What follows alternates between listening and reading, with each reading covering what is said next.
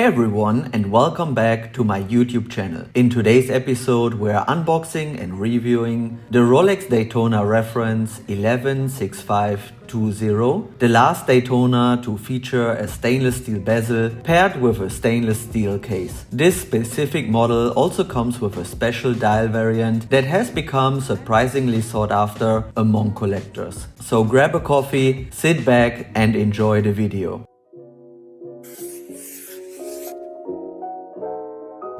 The watch we are unboxing today is a Rolex Daytona reference 116520 from 2010 featuring the so-called APH Dial, which I'll explain in just a moment. This watch was purchased second-hand and currently holds a market value of around $20,000. I borrowed it from a friend who owns the piece. Right after buying it, he sent it for a full Rolex service here in Dubai, including polishing, a new crystal and a complete movement overhaul. The total cost came to 3,800 Arabic Emirates dirham, about 1,000 US dollars, which is quite reasonable for a full Daytona service. The turnaround time was 8 weeks from drop-off to pickup. On my wrist today, my Omega Speedmaster Sapphire Sandwich, the Daytona's longtime rival.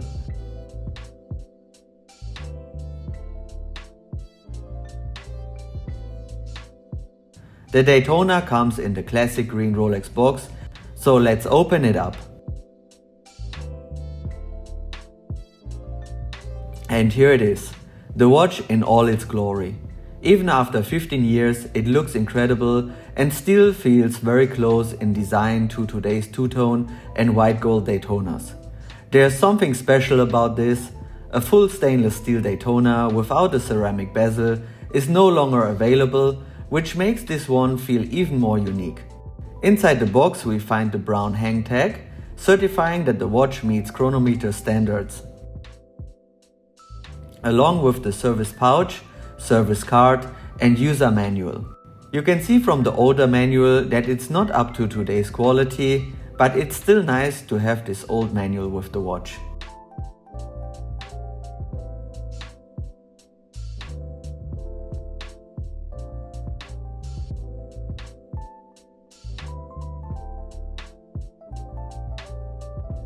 The original warranty card was lost, but after servicing, my friend received a new Rolex Service card. This actually adds quite a bit of value, as it certifies the watch authenticity and recent service history. You can even scan the card with your phone to view the serial number, warranty period and other details. A very handy feature, especially for resale. Now let's take a closer look at the watch itself. The Rolex Daytona reference 116520 was introduced in 2000 and produced until 2016. What makes it particularly significant is that this was the first Daytona to feature Rolex fully in-house automatic chronograph movement, the caliber 4130. This marked a turning point for the Daytona, as earlier versions relied on outsourced movements. Let's talk about dimensions. The diameter of the watch is 40 mm, though it wears more like 38 to 39 mm without the crown guards. The thickness is 12 mm, lug to lug 46 mm, bracelet width starts at 20 mm and it tapers down to 15 mm at the clasp. The weight of the watch is 135 grams or 142 grams with all links installed. To set the watch, unscrew the crown, give it 20 to 30 winds to power the movement, then pull it out to the first position to set the time. Push it back in and screw it down to maintain water resistance.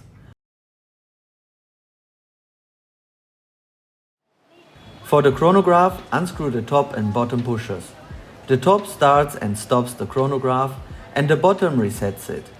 Always remember to screw the pushers back in afterwards to keep the watch water resistant and protected.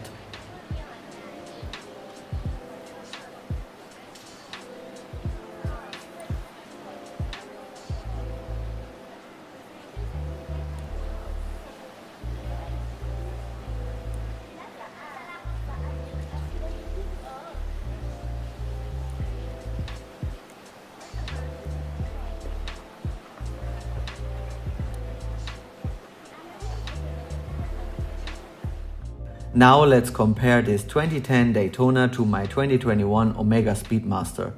Both watches are iconic chronographs, but they each have a different character. The Daytona has a more rugged, technical aesthetic, while the Speedmaster feels purpose-built and highly legible. The engraved steel tachymeter bezel of the Daytona adds a timeless charm, whereas the Omega's printed bezel and large markers make it easier to read at a glance.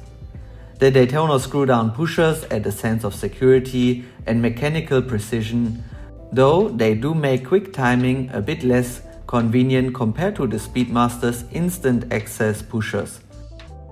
On the wrist, the Daytonas wears beautifully, smooth, comfortable and perfectly balanced. On my 6.5-inch wrist, it just fits perfectly right, making it ideal for medium-sized wrists.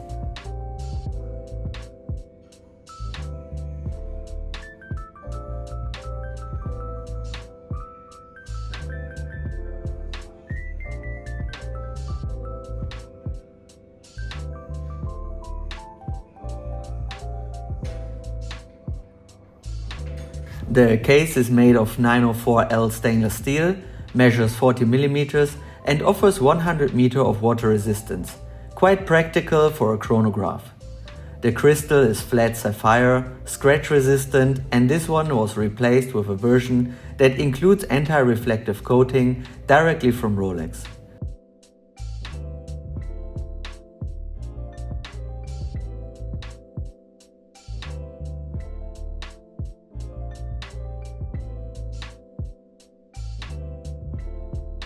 The bezel is one of the standout features of this reference, an engraved steel tachymeter bezel, unlike the modern ceramic version used on the 116500 series. This makes the 116520 the last steel bezel Daytona before Rolex made the switch to ceramic.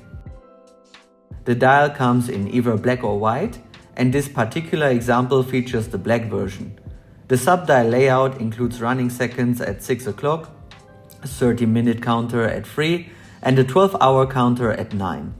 Because of the 4130 movement's design, the subdials are positioned slightly differently compared to older Daytonas. Hour markers are maxi style, offering thicker indices and more lume, improving legibility and giving the watch a more modern feel. Now, what makes this watch really special is its APH dial. If you look closely at the word Cosmograph on the dial, you'll notice a tiny spacing issue. The letters APH are separated slightly from the rest, creating Cosmogr APH. This printing anomaly or kerning error gave birth to the nickname APH dial. It appears on a limited batch of Daytona 116520 models, both black and white dials, produced roughly between 2011 and 2014. There's even a rose gold version, reference 116505, with a similar trait. Collectors find these dials appealing because they represent a short production run and a quirky piece of Rolex history. Even a minor printing mistake from Rolex adds character, and in this case, a touch of rarity. Some collectors are even willing to pay a premium for this version.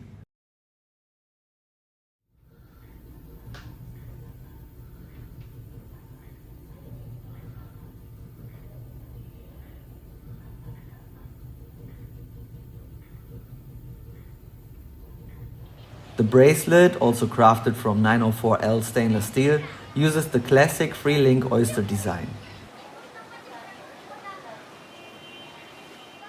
Inside, the clasp is partly sandblasted, unlike the polished finish seen today. The construction feels solid, with sturdy end links and an overall robust build. The clasp features micro adjustments and an easy extension system, very similar to modern Daytona clasps. Inside ticks the legendary Rolex caliber 4130, the brand's first in-house chronograph movement. It features a vertical clutch for smoother chronograph operation, eliminating the jump often seen in horizontal clutch designs. Power reserve is 72 hours, around 40 hours if the chronograph runs continuously. The movement beats at 28,800 vibrations per hour and is of course COSC certified. Time for a lume shot.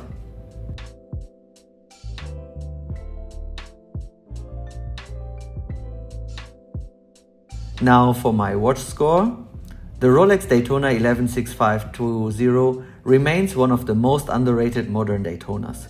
It delivers exceptional quality, timeless proportions, and a design that closely matches today's models, all while offering the charm of a steel bezel. The black dial and AR-coated sapphire make it very legible, and it's versatile enough for everyday wear. You might miss a date function or a rotating bezel for daily practicality, but overall it's hard to fault. For me, this watch scores 88 out of 100, and if you can find one around $18,000 to $20,000, it's an absolute buy. And that's it for today. I hope you enjoyed this unboxing and review. Let me know what you think of the Daytona 116520 in the comments below. Thanks for watching and see you in the next one.